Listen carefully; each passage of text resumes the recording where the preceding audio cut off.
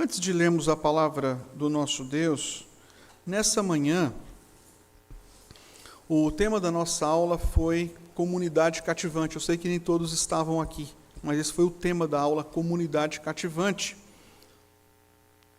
Comunidade cativante existe não por causa da estrutura, não por causa dos departamentos, não por causa das sociedades. Comunidade cativante tem origem em Deus. É o Senhor Deus quem cria essa comunidade, unindo pessoas diferentes, de mundos diferentes, culturas diferentes, mas Ele une essas pessoas extremamente diferentes, tipo judeu, gentil, em um único corpo, o corpo de Cristo. E então nós vemos a beleza e o poder do Evangelho na igreja. Nós tínhamos tudo para dar errado, mas graças a Deus, por sua graça e misericórdia, a igreja é essa realidade, essa unidade, e aí está a beleza do poder do Evangelho. Nós não podemos criar comunidade, mas nós desfrutamos da comunidade que é criada pelo Senhor. E assim estamos unidos, e vivemos em comunhão, e devemos viver em comunhão profunda e abrangente. Agora, vamos pensar, uma comunidade cativante, uma igreja que vive em comunhão, tanto na sua extensão, quanto na sua profundidade, uma comunidade assim, uma igreja assim, ela precisa ter como a sua virtude principal, o quê? O amor. O amor. Paulo fala sobre isso em 1 Coríntios 13. E aqui João também vai falar sobre o amor. Porque o amor ele vai adornar essa comunidade. Ele é essencial para aturarmos as nossas diferenças, suportarmos uns aos outros, perdoarmos uns aos outros, aconselharmos uns aos outros. Então a gente consegue viver com as nossas diferenças dentro dessa comunidade criada por Deus em Cristo, porque nós manifestamos amor. E nessa passagem, meus irmãos, nós encontramos aqui o apóstolo João falando sobre as razões pelas quais devemos amar os nossos irmãos. Então, eu leio aqui a Sagrada Escritura, a partir do versículo 7 do capítulo 4. Vamos então ler a palavra do nosso Deus. Diz assim: Amados, amemo-nos uns aos outros, porque o amor procede de Deus, e todo aquele que ama é nascido de Deus e conhece a Deus. Aquele que não ama não conhece a Deus, pois Deus é amor. Nisto se manifestou o amor de Deus em nós, em haver Deus enviado o seu Filho unigênito ao mundo para vivermos por meio dele. Nisto consiste o amor. Não em que nós tenhamos amado a Deus, mas em que Ele nos amou e enviou o seu Filho como propiciação pelos nossos pecados. Amados, se Deus de tal maneira nos amou, devemos nós também amar uns aos outros. Ninguém jamais viu a Deus. Se amarmos uns aos outros, Deus permanece em nós e o seu amor é em nós aperfeiçoado. Por enquanto vamos ler até aqui e vamos orar ao nosso Deus. Pai, nos abençoe com Tua palavra nessa manhã. Nos ajude a compreender a Tua vontade para a nossa vida. E sejamos, Pai, na prática, essa comunidade profunda e abrangente, que ama e que serve. Pedimos assim a Tua bênção sobre nós em nome de Jesus. Amém. Então vamos manter a nossa Bíblia aberta em 1 João, capítulo 4, a partir do versículo de número 7. Irmãos, fé e amor são duas virtudes que servem como base para a vida cristã. Aliás, o apóstolo João, aqui no capítulo 4, versículos de número 1 a 6, ele fala sobre fé e como é importante a fé correta, na doutrina correta, para nós assim, não nos perdermos pelos ventos de doutrina. Então nós devemos ter a fé correta e manter a fé correta firmada na Sagrada Escritura. Mas essa fé, ela precisa também desembocar em amor, ela precisa resultar em amor. Então as duas virtudes, elas caminham juntas, são como assim, dois pilares de um autêntico cristianismo. Você precisa crer da forma correta e você precisa viver da forma correta. Parece que temos a sensação de que é mais fácil crer da forma correta do que viver da forma correta. Mas as duas coisas devem caminhar juntas em nossa vida. São essas virtudes, meus irmãos, que devem refletir o nosso cristianismo, a nossa vida cristã. E aqui o apóstolo João, ele vai destacar, a partir do versículo 7, as razões pelas quais nós, como filhos e filhas de Deus, devemos manifestar o verdadeiro amor. Talvez se diga assim nessa manhã: pastor, muito bom, mas eu realmente tenho amado todos os meus irmãos. De uma forma profunda, verdadeira, autêntica. Talvez esteja quase levantando, fala: pastor, eu vou embora porque eu tenho cumprido isso com a excelência máxima, né? Todos nós, em certa medida, acreditamos que cumprimos o mandamento do amor. Mas quando nós olhamos para a Escritura e percebemos o tipo, a profundidade do amor e do compromisso que devemos manifestar com os nossos irmãos, nós descobrimos que temos muito a crescer. O nosso amor precisa ser aperfeiçoado diariamente. Então pode acreditar, você não chegou lá ainda, tá bom? Porque se você chegou lá, então você não deveria estar aqui, deveria já ter sido arrebatado, está no outro lugar, né? Então você não chegou lá ainda. Mas você pode sim amadurecer na prática do amor. Isso vai ser fonte de bênção para a sua vida, para os seus irmãos, e isso vai trazer alegria também ao seu coração. Então eu quero pedir para que você volte o seu olhar para a Escritura e vamos ver essas razões apresentadas aqui pelo apóstolo João. A primeira razão, irmãos, porque devemos amar, está aqui nos versículos 7 e 8. Nós devemos amar porque nós nascemos de quem? De Deus. Porque nós nascemos de um Deus que é amor. Veja, qual é o principal instrumento que podemos utilizar para influenciar esse mundo egoísta, materialista, esse mundo secularizado, interesseiro, com a mensagem do Evangelho? Qual é o principal instrumento que podemos utilizar para criar esse canal de comunicação, ou para criar pontes que nos dê acesso ao coração das pessoas na pregação do Evangelho? Eu citei hoje pela manhã, Jesus disse, de forma muito clara: o mundo saberá que vocês são meus discípulos se amarem uns aos outros. João capítulo 13, versículo 35.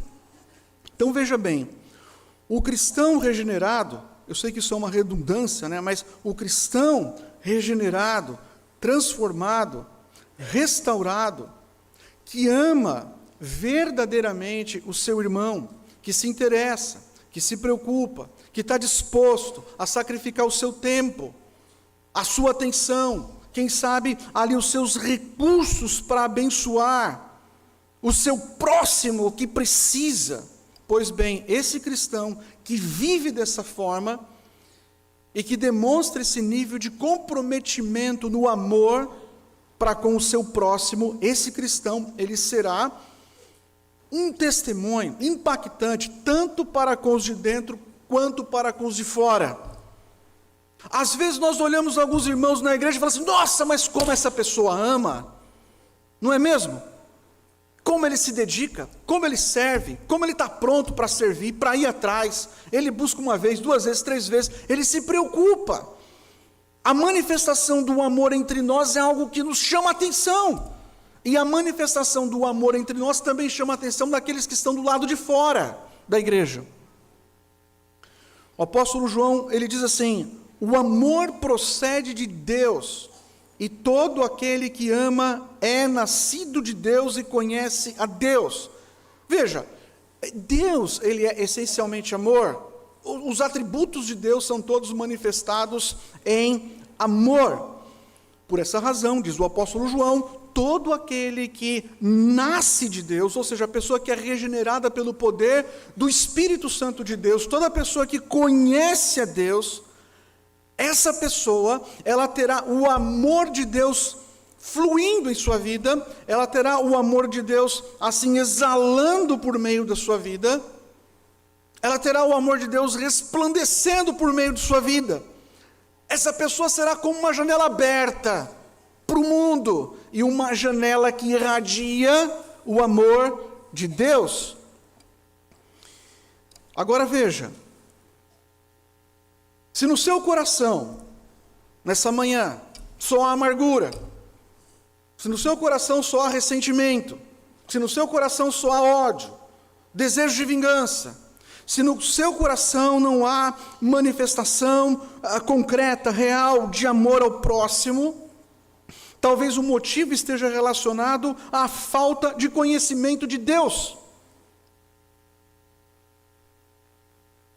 Versículo 8 está escrito assim: aquele que não ama, não conhece a Deus, pois Deus é amor. Se você diz assim: eu conheço, e eu amo meu Senhor, e pastor, eu tenho convicção disso, mas por alguma razão você não ama o seu próximo, e quando eu falo seu próximo, eu não estou me referindo àquela pessoa que você se dá bem na igreja, mas estou falando daquela pessoa que você fala: isso aqui é mais complicado, pastor. Pois bem, se você diz: eu conheço a Deus, eu amo o meu Senhor, mas você não ama o seu próximo, veja, a sua confissão, a sua profissão de fé, ela pode ser uma falsidade. E veja como isso é sério. Pode ser uma falsidade. Você pode talvez estar enganado acerca da sua própria espiritualidade, ou da autenticidade da sua espiritualidade. Então, se você, meu irmão, minha irmã, nasceu de Deus, e nasceu desse Deus que é essencialmente amor,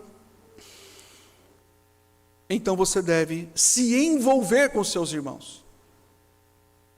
Isso deve ser algo constante na sua vida. Eu encorajo você, nesse sentido, se envolva com seus irmãos, cuide de seus irmãos, aconselhe seus irmãos, esteja presente na vida dos seus irmãos, invista na vida dos seus irmãos, ame intencionalmente os seus irmãos. Por quê? Porque você nasceu de um Deus que é amor, e o amor de Deus precisa fluir da sua vida, transbordar por meio da sua vida. Então, por que eu devo amar o meu irmão? Para viver essa comunidade cativante e que impacta as pessoas que estão dentro e fora. Você deve amar o seu irmão porque você nasceu de um Deus que é amor. É por isso. Segundo lugar, versículos 9 a 11. Você deve seguir o exemplo do amor de Deus. Você deve amar porque o Deus que te salvou é um Deus que ama, e Ele nos deixa o seu exemplo de amor. Diz aí, nisto, verso 9, nisto se manifestou o amor de Deus, em haver Deus enviado o seu Filho unigênito ao mundo para vivermos por meio dele.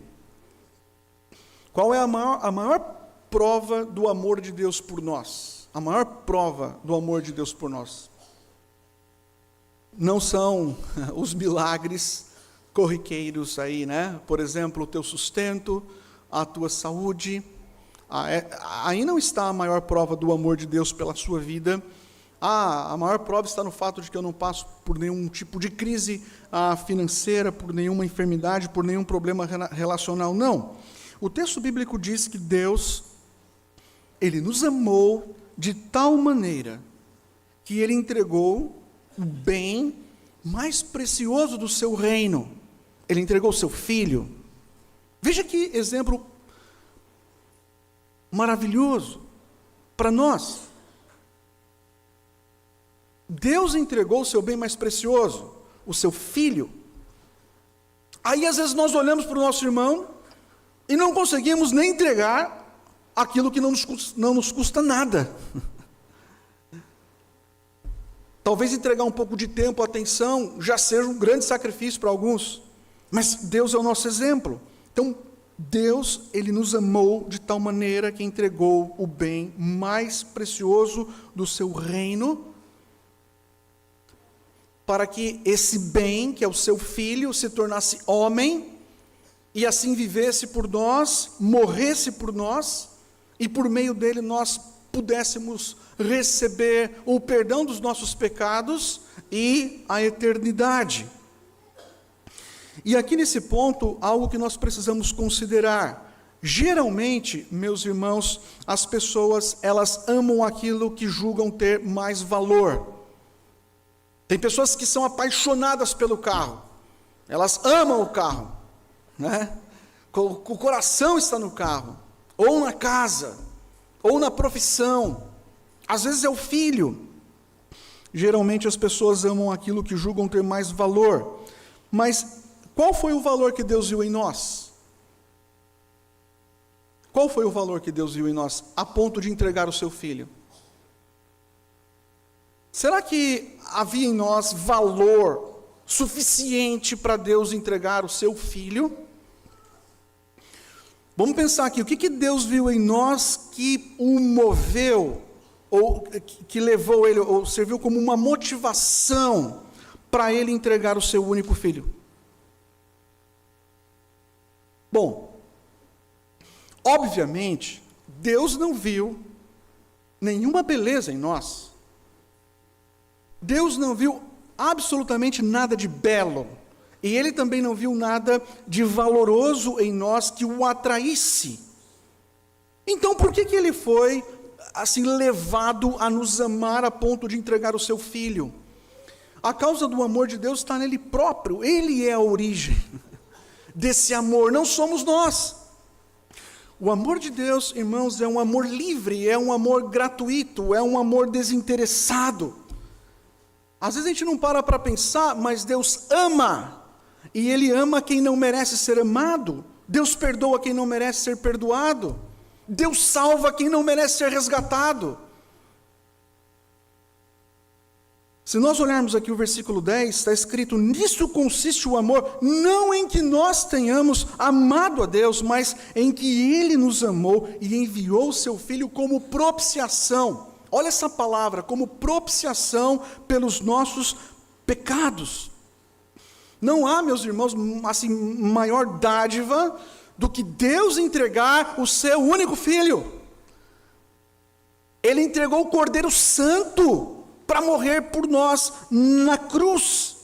Ele entregou o Cordeiro Santo para morrer por pecadores indignos, que mereciam a condenação, que estavam destinados à condenação eterna. E Ele entrega o Cordeiro Santo, o seu Filho, para que nós pudéssemos viver aqui e na glória, perdoados e plenamente reconciliados com Ele e para a glória dEle. Qual foi a principal missão de Jesus Cristo? Diz o texto que Ele morreu como propiciação pelos nossos pecados. A palavra propiciação aqui, ela é muito importante, e nós não ouvimos muito falar sobre essa palavra. Mas essa palavra significa apaziguamento. Seria uma palavra que traduz bem essa ideia de propiciação, apaziguamento. Também traz um pouco essa ideia de satisfação. Então, o sacrifício de Jesus Cristo, Ele satisfaz, ou satisfez plenamente as exigências da santidade e da justiça de Deus. E nesse sentido Ele foi propiciação pelos nossos pecados. Ele morreu na cruz para propiciar, para expiar. Ele morreu na cruz para pagar a nossa dívida que era impagável contra o próprio Deus. E quando Ele derrama o seu precioso sangue na cruz em nosso favor, quando vem a nossa imagem, do nosso Redentor, o puro Cordeiro de Deus levantado naquela cruz, cruenta, cruel, sangrenta. Quando vem essa imagem, irmãos, em nossa mente, devemos nos lembrar que o seu precioso sangue foi derramado, e enquanto o seu sangue precioso era derramado, ele estava apaziguando a ira de Deus contra o pecador. E ao mesmo tempo ele estava satisfazendo algo que nós jamais poderíamos satisfazer, a justiça perfeita de Deus. Então o sacrifício de Cristo é uma prova maravilhosa do amor de Deus para com o seu povo. Tem pessoas que olham para a morte de Cristo e pensam que Jesus morreu na cruz como mártir. Jesus não morreu na cruz como mártir, e Jesus também não morreu na cruz apenas para ser ali um exemplo, de alguém assim que se entrega por outro. Não, meus irmãos, o Senhor Jesus Cristo, ele morre na cruz como substituto do pecador. Ele morre na cruz, e quando o pecador, ele se arrepende dos seus pecados e crê em Cristo, esse pecador é salvo da morte, é salvo da condenação. Ele recebe a vida eterna. Então, qual que é o quadro? O quadro é o seguinte: o apóstolo João, ele apresenta esse quadro do grande amor de Deus que entrega o seu bem precioso para morrer em nosso lugar, e depois que ele apresenta esse quadro exemplar do que significa amor perfeito, ele se volta para nós. É como se ele falasse, olhem para a cruz. Já olhei, eu já compreendi a beleza, a grandeza, a profundidade do amor de Deus. Aí você olha para a cruz, e na sequência, João, ele se volta para nós, e ele diz assim no versículo 11, amados, se Deus de tal maneira nos amou, devemos também amar uns aos outros. O que nós não podemos esquecer é que o amor de Deus por nós, ele vem acompanhado de uma grande responsabilidade. O amor de Deus por nós vem acompanhado da responsabilidade de seguirmos o seu exemplo, meus irmãos. E de forma semelhante devemos amar o nosso próximo, de forma altruísta, amar com amor sacrificial. Quem é alvo do amor de Deus, e se você foi alvo do amor de Deus, se torna canal do amor de Deus. Quem foi alvo do amor de Deus, é tocado pelo amor de Deus, é inspirado a demonstrar esse amor ao próximo. Então, como cristãos, nós não podemos receber e guardar, meus irmãos, nós não podemos receber e guardar o amor de Deus dentro da caixa do nosso coração. Nós precisamos receber e distribuir. É você ser um canal desobstruído desse amor que você recebeu de Deus, que te salvou, que te alcançou.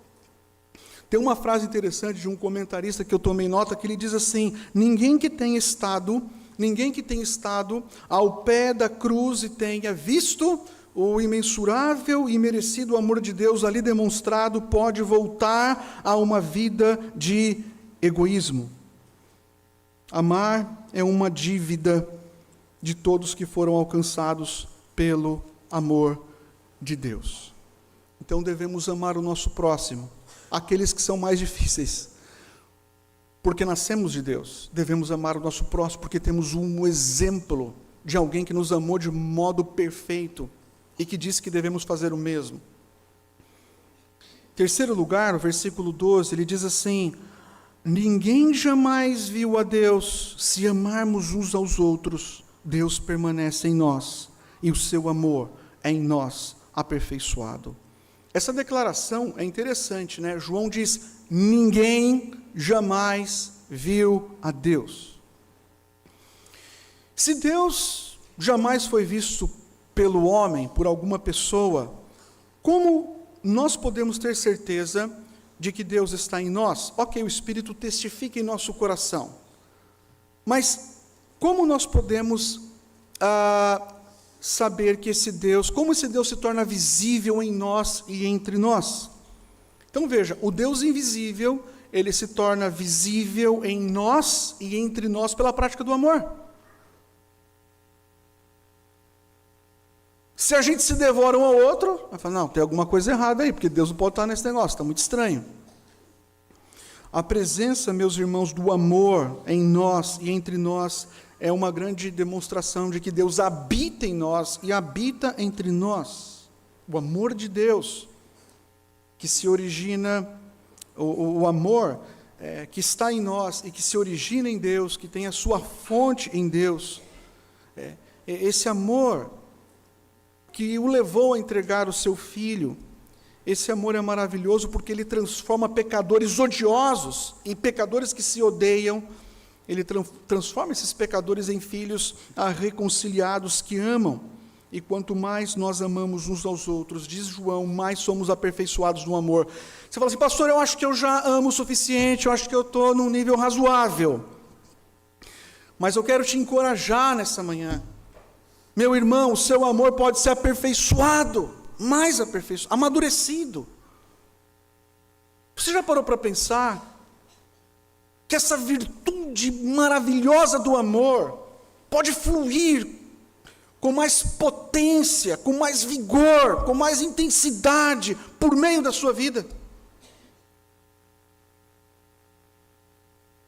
Esse amor pode ser aperfeiçoado.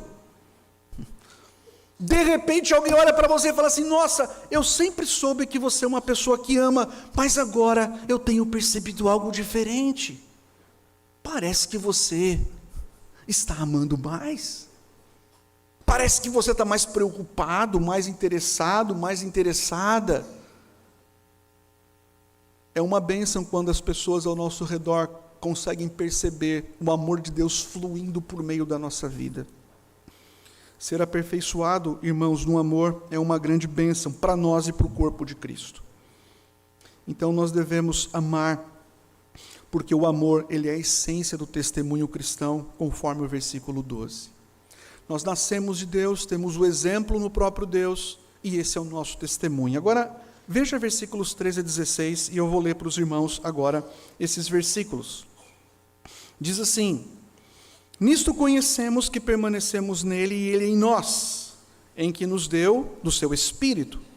E nós temos visto e testemunhamos que o Pai enviou o seu Filho como Salvador do mundo. Aquele que confessar que Jesus é o Filho de Deus, Deus permanece nele e ele em Deus. E nós conhecemos e cremos no amor que Deus tem por nós. Deus é amor, e aquele que permanece no amor, permanece em Deus, e Deus nele.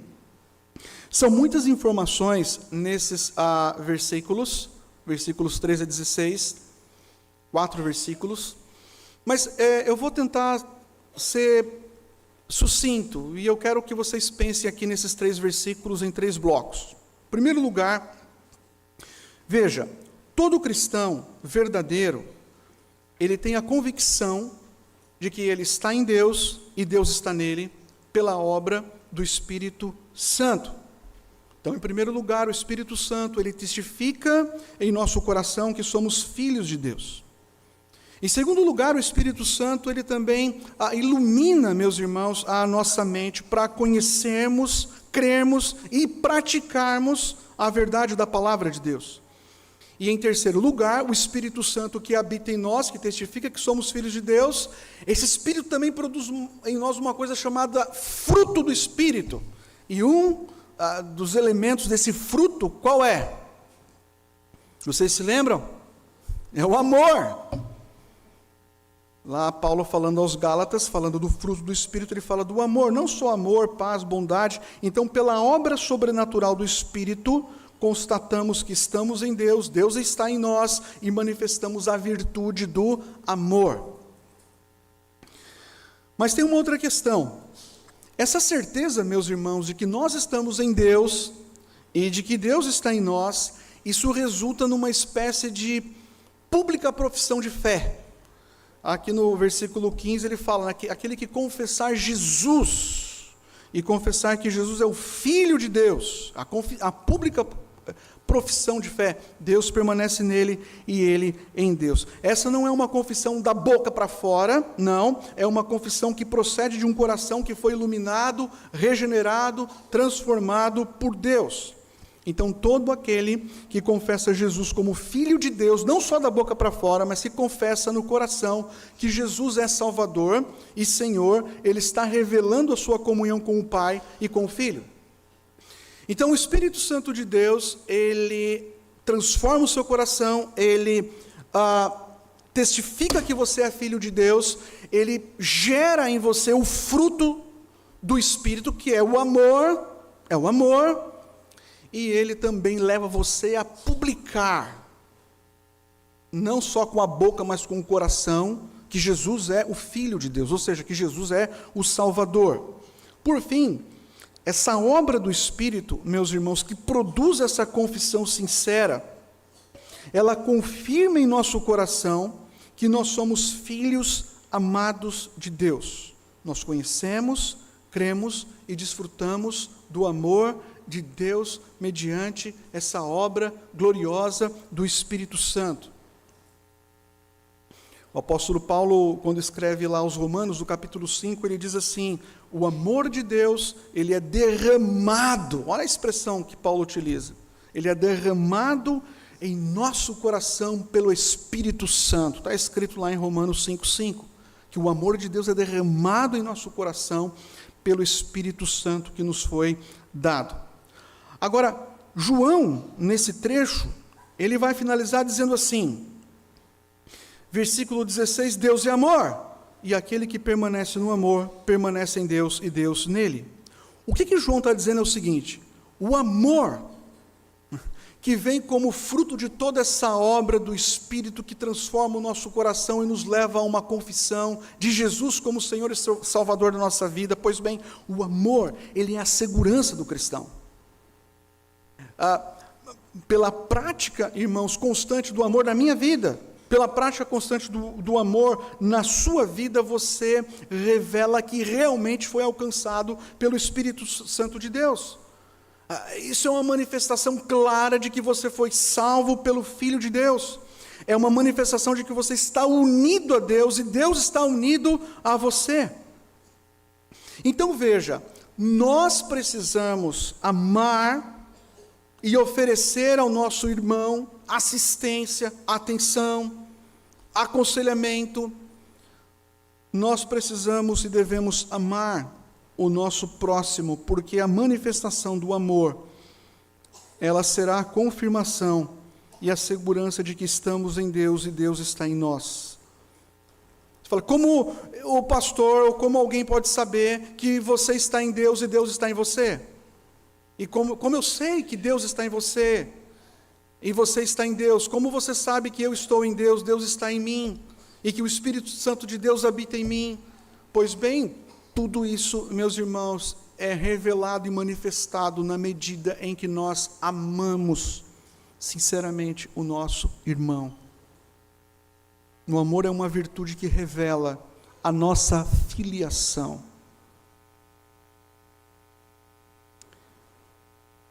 Agora veja o verso 17 e 18.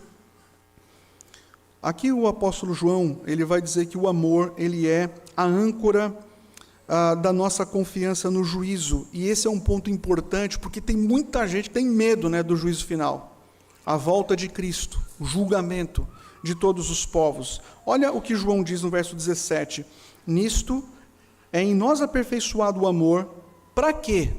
Aí ele coloca, para que no dia do juízo mantenhamos confiança.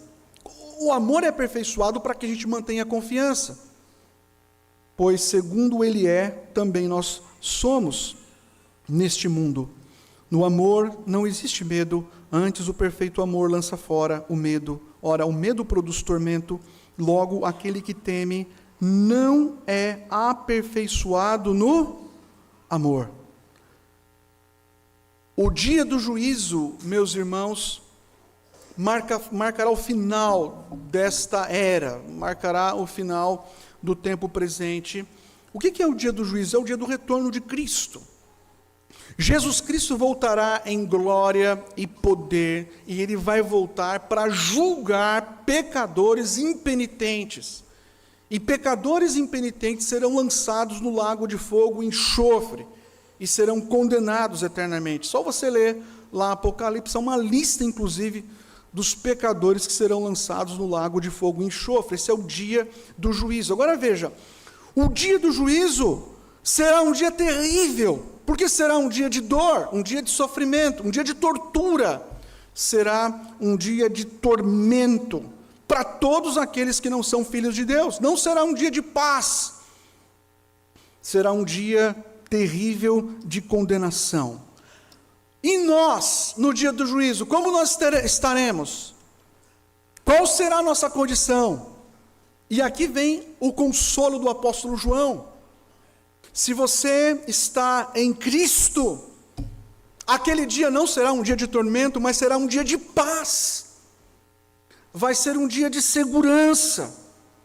O amor que recebemos de Deus por meio do seu Espírito, esse amor que se volta para Deus, e esse amor que se volta para o próximo, pois bem, esse amor de Deus por nós e que nós manifestamos, ele de certa forma é um amor que traz segurança, é um amor que nos mantém assim, tranquilos e confiantes.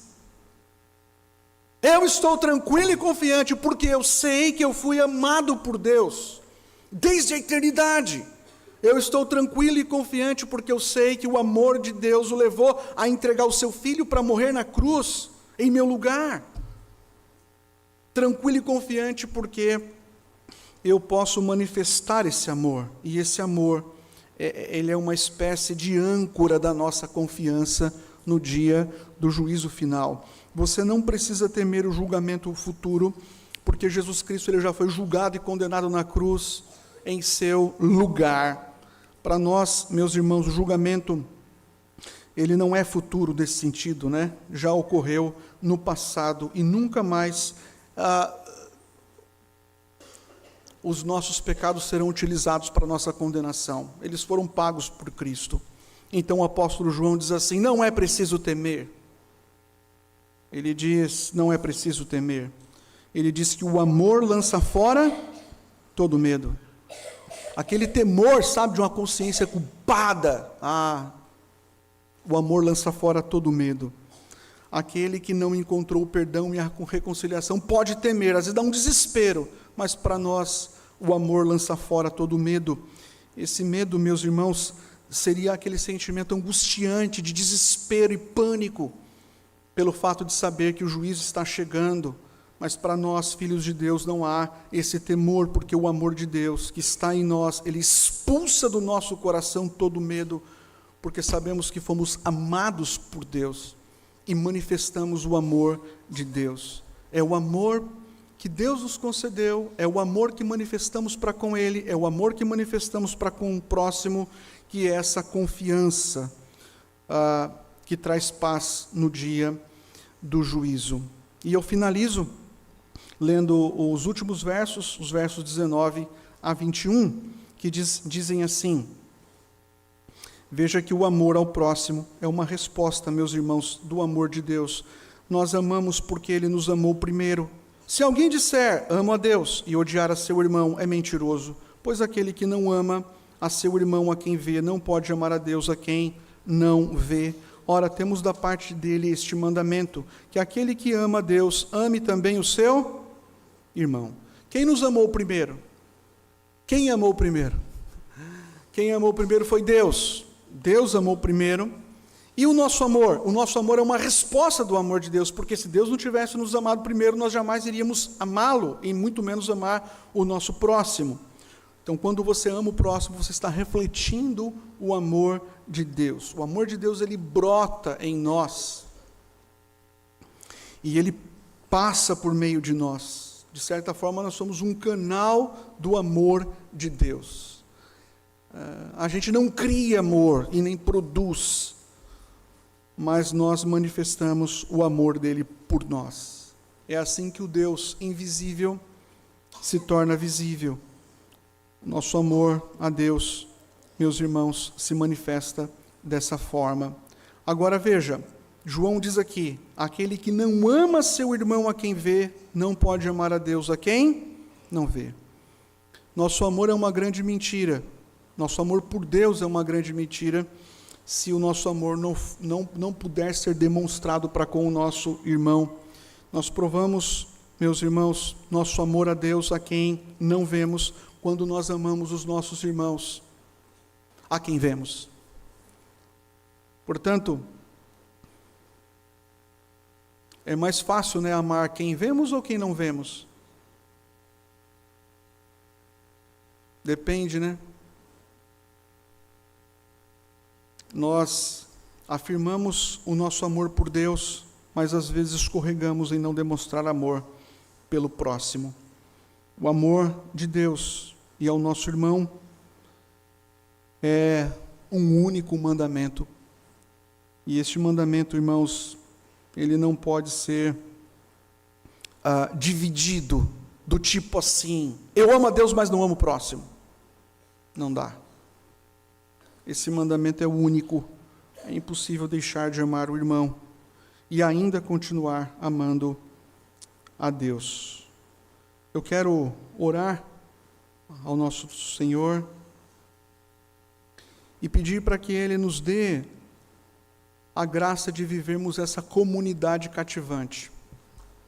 Uma comunidade cativante, ela não existe por causa da estrutura, por causa dos departamentos, por causa das atividades, por causa das sociedades. Uma comunidade cativante, ela não existe porque está conectada por faixas etárias, por áreas afins. Uma comunidade cativante é uma comunidade que está unida e vive em unidade porque foi unida pelo Evangelho. São pessoas muito diferentes, mas pessoas diferentes que têm algo em comum: Cristo. E essa comunidade tem como virtude o amor. Vamos orar? Senhor, pedimos Tua bênção sobre nós nesta manhã. Certamente nós precisávamos ouvir isso, porque às vezes selecionamos as pessoas que desejamos amar. Excluímos algumas, incluímos outras. E de repente o nosso amor se torna um amor seletivo. Um amor por preferência.